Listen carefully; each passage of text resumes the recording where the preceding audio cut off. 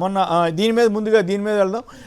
కృష్ణరాజు గారు చెప్పండి, ఈ తిరుపతిలో ముఖం చాటేసింది ఎవరు? వస్తానన్న పల్లా శ్రీనివాస్ ఏమో రాకపోయే, వీళ్ళెవరో వెళ్ళే, వాళ్ళనేమో అనుమతించే, ఈయనేమో రోడ్డు మీద పడుకునే, మేము అయినా కూడా 5గురినే రమ్మన్నా కూడా వస్తామని చెప్పినా రానివ్వకపోయే. ఏమిటి మీకేమనిపిస్తూ ఉంది? ఈ రకంగా పై కేసు పెట్టారంట. నిజంగా కేసు ఒకవేళ తప్పు చేశారని అనుకుంటే, ఈ తప్పు ఆయనేమి వాస్తవం నిలబడి ఉన్నాడు, ఈయన మీద కేసు పెడితే తిరుపతిలో లడ్డూ మీద అంత దారుణమైన కోట్లాది మంది హిందువుల మనోభావాలను దెబ్బతీసిన చంద్రబాబు గారు, పవన్ కళ్యాణ్ గారి మీద ఎంత పెద్ద కేసు పెట్టాలి? మరి ఆ కేసులు ఏం పెట్టరా? వైసీపీ వాళ్ళు ఏం పెట్టారో లేదో, పెట్టిన వాళ్ళు తీసుకుంటారో లేదో. మీరేమంటారు? ఈ హోల్ ఎపిసోడ్లో ఎవరు తోక ముడిచారు? కృష్ణరాజు గారు. కేసీఆర్ గారు, ముందుగా మీకు అలాగే వీక్షకులందరికీ కూడా, పార్టిసిపెంట్స్ అందరికీ కూడా శుభోదయం అండి. తిరుమల తిరుపతి దేవస్థానానికి సంబంధించిన పవిత్రమైన ఈ గోశాలలో జరుగుతున్న గోమేధానికి సంబంధించి అటు టిటిడి పాలకవర్గం కానీ ఈ ప్రభుత్వం కానీ చాలా ఇన్హ్యూమన్గా, మానవత్వం లేని విధంగా గోవుల గోస ఏమాత్రం పట్టని విధంగా వ్యవహరిస్తున్నాయండి. అసలు మొదట వాళ్ళు చెప్పింది ఏంటంటే, అసలు అక్కడ ఏమి గోవులు చనిపోవట్లేదని చెప్పన్నారు, 40 అని చెప్పన్నారు. తర్వాత వీరు అధికారంలోకి వచ్చిన తర్వాత 156 గోవులు చనిపోయినట్టుగా అధికారికంగా ప్రకటించారు. అనధికారికంగా ఇంకా చాలా జరిగాయని ఆ స్థానికులు అంటున్నారండి. తర్వాత దీనికి సంబంధించి ఈ గోవుల గోసకు సంబంధించి అనేక శేష ప్రశ్నలు ఉన్నాయి. వాటికి టిటిడి కానీ ప్రభుత్వం కానీ సమాధానాలు చెప్పకుండా ఏదో మొత్తం ఈ వివాదాన్ని పక్కదో పట్టించేందుకు సమగ్రమైన చర్చకు తావు లేకుండా నిన్న జరిగిన పరిణామాలు వాళ్ళు క్రియేట్ చేశారండి. ఆయన వస్తానన్నప్పుడు ఆయన 100 మందితో వస్తే మీకేంటి, 1000 మందితో వస్తే మీకేమిటి, మీరు చర్చ ప్రాంతానికి ఆయన ఎలా చేయనివ్వండి. ఆయన అక్కడ మీరు మన టిటిడి మాజీ చైర్మన్ గారిని అక్కడ దిగ్బంధించి గృహ నిర్బంధం చేసి ఆయన వస్తానంటే మీరు గేట్లు తాళాలు వేసుకొని ఏంటి ఈ ప్రహాసనం అసలు ఎందుకు చేయాల్సి వచ్చింది? అదే కాకుండా మళ్ళీ ఆయన మీద కేసు పెట్టడం కూడా విడ్డూరం అండి. నిజానికి ఏంటంటే ఆయన లేవనెత్తిన అంశం నిజానికి కోట్లాది మంది హిందువుల మనోభావాలకు సంబంధించిన అంశం అండి. ఎందుకంటే ఈ రోజున గోశాల లేకపోతే గోవులకు సంబంధించి హైందవులకి చాలా ఒక పవిత్రమైన నమ్మకాలు ఉన్నాయి అక్కడ. ఇంకో విషయం చెప్పండి, మీకు 1966లో ఇందిరాగాంధీ గారి హయాంలో గోవధ నిషేధించాలని చెప్పి సాధువులు, గో సంరక్షకులు పార్లమెంటు దగ్గరికి వెళితే కాల్పులు జరిపితే దాదాపు 365 మంది చనిపోయారండి. అంటే గోవుల కోసం ప్రాణాలు అర్పించిన జాతి లేకపోతే మతం అనేది ఏదైనా ఉందంటే హిందూ జాతి, హిందూ మతానికి సంబంధించిన ఈ వ్యవహారం అనేది. ఇటువంటి గోవులకు సంబంధించి అకారణంగా మరణిస్తున్నాయని చెబితే దాని మీద దర్యాప్తు జరపకుండా ఎదురు దాడి చేసి బుర్ర జల్లే ప్రయత్నం చేస్తున్నారు. మీకు ఇంత చెప్పిన శేష ప్రశ్నలు అండి. ఇప్పటికీ కూడా ఏంటంటే ఈ మధ్య ఈ 9 నెలల కాలంలో ఈ గోవులకు సంరక్షణశాలల్లో తరచుగా ఈ గోవులు బోవైన్ రెస్పిరేటరీ డిజీజ్ కాంప్లెక్స్ అనే ఒక వ్యాధితో, అలాగే బ్లోట్ వ్యాధితో మరణించాయని చెప్పి స్థానికులు అంటున్నారు. అది నిజమా కాదా? అది టిటిడి అధికారులు తెలియజేయాలి. ప్రభుత్వం వాస్తవాలు చెప్పాలి. అలాగే దీనికి సంబంధించి అసలు ఈ గోశాలలో మొత్తం ఎన్ని గోవులు ఉన్నాయి ఆ లెక్క కూడా సమగ్రంగా వారి దగ్గర లేదండి. తర్వాత ఈ చనిపోయిన ఈ కాలం చేసిన గోవుల్లో ఎన్ని వృద్ధాప్యంతో మరణించాయి, ఎన్ని ఈ వ్యాధులతో మరణించాయి, అంతేకాకుండా ఎన్ని పులుల వాత పడి మరణించాయి, ఎన్ని తోడేళ్ల వాత పడి మరణించాయి, ఈ లెక్కలు వారు ఏమీ చెప్పటం లేదు. మనకున్న సమాచారం ఏంటంటే ఈ తోడేళ్ల వాత పడి కూడా అనేక గోవులు మృతి చెందాయి. అయితే వాటికి సరైన శవపరీక్షలు చేయకుండా, ఏమీ చేయకుండా వాటిని ఖననం చేసి అవి ఏమీ కూడా బయటకు రాకుండా వాళ్ళు దాచేస్తున్నారని చెప్పి జరిగేదండి. తర్వాత మీకు ఇంకో చిన్న విషయం ఏంటంటే, మీకు జగన్ ప్రభుత్వ హయాంలో ఈ గోశాలల నుంచి, ఇది కేవలం తిరుమల దగ్గర ఉన్న గోశాల నుంచి నిత్యం దాదాపు 1700 లీటర్ల పాలు కొండపైకి పంపించేవారండి, ఆవు పాలు. అక్కడ ఈ దైవ కార్యక్రమానికి ఉపయోగించడానికి అది ఈ కూటమి హయాంలో 500 లీటర్లకు పడిపోయింది. ఎందుకు పాల సేకరణ అంటే ఈ గోవుల నుంచి సేకరిస్తున్న పాలు 1700 లీటర్ల నుంచి 500 లీటర్లకు పడిపోయింది. అంటే గోవులు తగ్గిపోయాయా, లేకపోతే గోవుల సంరక్షణ సరిగ్గా లేక పాలు దిగుబడి తగ్గిపోయిందా? దానికి కూడా వారు సమాధానం చెప్పాలి. తర్వాత మీకు 2023-24లో రోజుకు మొత్తం అన్ని గోశాలల నుంచి అంటే శ్రీ వెంకటేశ్వర గో సంరక్షణశాల ట్రస్ట్ నుంచి అన్ని అంటే మీకు పలమనేరులో ఉన్నాయండి, తిరుపతిలో ఉన్నాయి, తిరుమలలో ఉన్నాయి, ఇట్లా రకరకాల ప్రాంతాల్లో ఉన్నాయి. ఈ దాదాపు 3000 గోవులు ఉన్నట్లు ఒక అంచనా అండి. ఈ గోవుల నుంచి 2023-24లో రోజుకు 3000 నుంచి 4000 లీటర్ల పాలు లభించేవి. ఆ తర్వాత ఇది ప్రస్తుతం వచ్చేటప్పటికి 2500 నుంచి 3000 లీటర్లకు పడిపోయాయి సగటున రోజుకు. ఎందుకు ఈ పాల దిగుబడి ఈ గోశాలల నుంచి తగ్గిపోయింది అంటే దీనికి కారణం ఏమవుతుందండి? వాటి సంరక్షణ సరిగ్గా లేకపోతేనే చనిపోతేనే ఇంకో కారణం వలన వాటి పాల దిగుబడి తగ్గిపోయే ప్రమాదం ఉంటుంది. ఇటువంటి ప్రశ్నలకు వారు సమాధానం చెప్పకుండా మీరు చర్చకు రమ్మని చెప్పి గేట్లో తాళాలు వేసుకుని మీరు లోపల కూర్చొని చర్చకు వస్తానని చెప్పిన వ్యక్తి మీద కేసులు పెట్టడం అనేది ఇది అత్యంత హాస్యాస్పదంగా ఉంది, జుగుప్సాకరంగా ఉంది.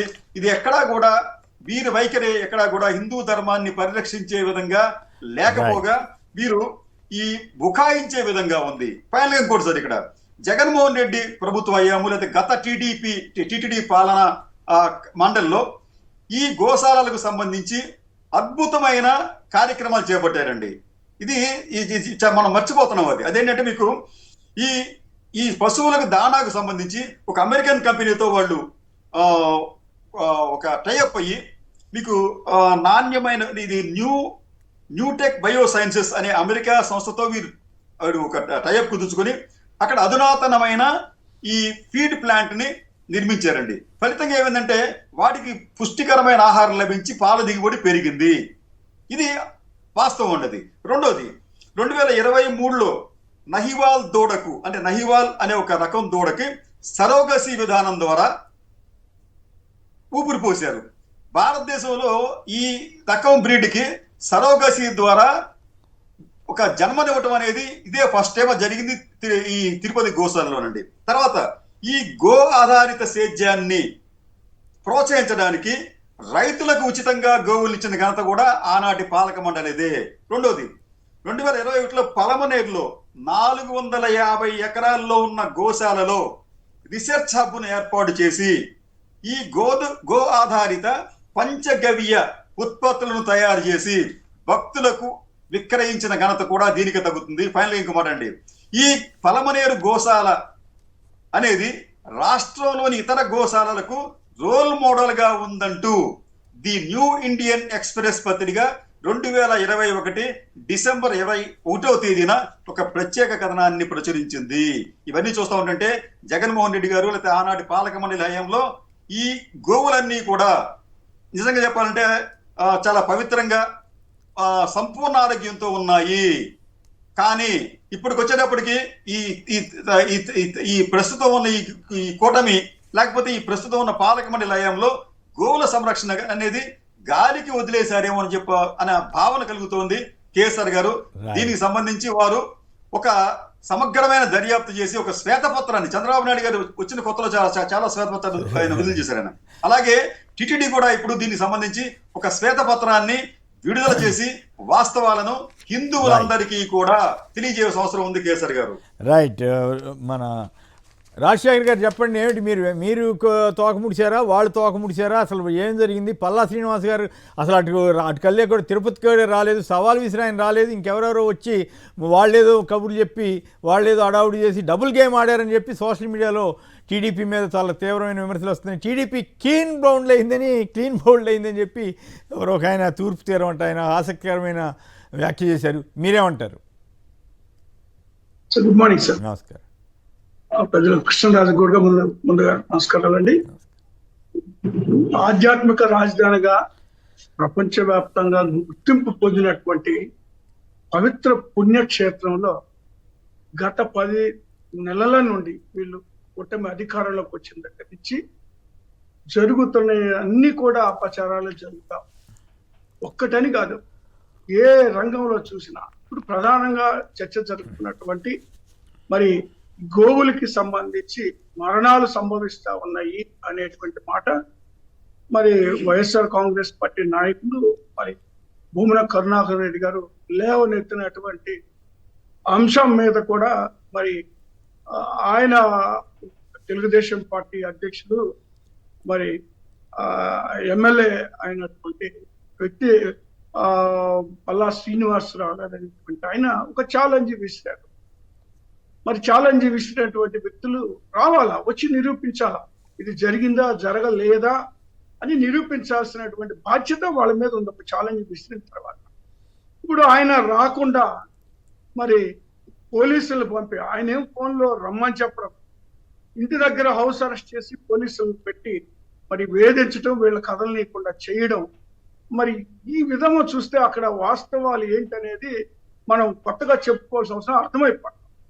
ఇక్కడ ఒక్కసారి కానీ పరిశీలన చేస్తే గోశాలకు సంబంధించి మరి అనేక మంది భక్తులు మరి దేశవ్యాప్తంగా దాదాపు 500 పైబడి గోవుల్ని బహుమతిగా ఇచ్చినటువంటి సందర్భాలు కూడా నేను అనేక సార్లు విన్నాను. అయితే ప్రస్తుతం ఉన్న పరిస్థితులు ఎన్ని గోవులు ఉన్నాయి, ఎన్ని మరణించినాయి, ఎన్ని అనారోగ్యంతో ఉన్నాయి అనేటువంటి విషయాన్ని కూడా వాళ్ళు మరి నిజంగానే శ్వేతపత్రం విడుదల చేయాల్సినటువంటి అవసరం ఉంది. అంటే వాటికి సంబంధించినటువంటి అనేక అనారోగ్య సమస్యలు ఉన్నట్టుగా, మరి వాటి పర్యవేక్షణ లోపించినట్టుగా, వైద్య సదుపాయాలు సరిగా లేనట్టుగా స్పష్టమవుతా ఉంది. చివరికి మరి వాటికి అందించేటువంటి దానంలో కూడా మరి సరైనటువంటి క్వాలిటీ లేనట్టుగా అర్థమవుతా ఉంది.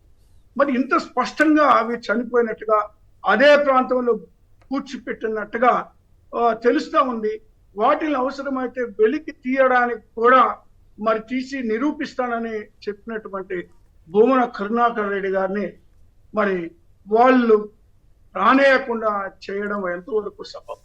ఇప్పుడు వాళ్ళల్లో నిజాయితీ ఉంటే రమ్మనండి, వచ్చి చూయించమనండి. మరి తోక ముడిచింది వాళ్ళు.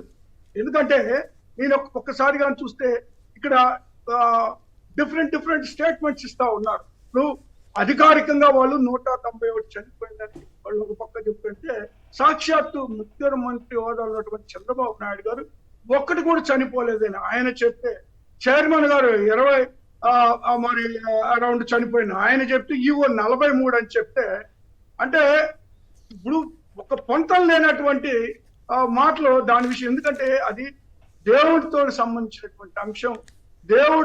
దేవుడి మరి చెలగాటు ఆడినట్టుగానే భావించాల్సిన అవసరం ఉంది. పైగా వీళ్ళ మీద చర్యలు తీసుకోవాలా.